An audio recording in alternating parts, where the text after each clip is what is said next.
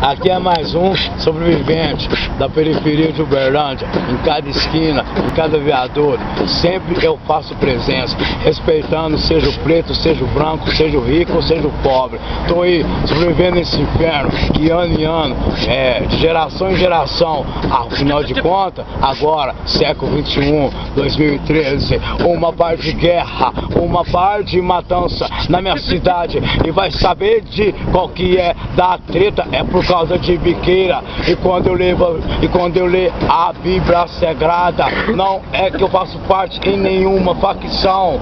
Sei que cada um tem o livre-arbítrio pra fazer o que vem na sua mente. Tô ligado que homem fica, mulher com mulher fica. E tô ligado que os de menor também estão na BR, metendo 5-7. O mundo é louco e nesse mundo eu sobrevivo de cabeça erguida. E tô ligado que tem uma parte de homem, uma parte de vagabundo, uma parte de elemento na minha cidade que eu confio mais em colete que foi projetado por mãos de homem, mas eu sou diferente, não quero bater de frente com ninguém, mas aí eu confio num colete espiritual que há século, há ano, chamado Jesus pisou aqui nessa terra e morreu de braços abertos por minha vida, e sei que esse Jesus no segundo dia ressuscitou e está sentado num trono que faz a minha segurança. Eu sobrevivo firme nesse mundo que cada dia eu vejo cada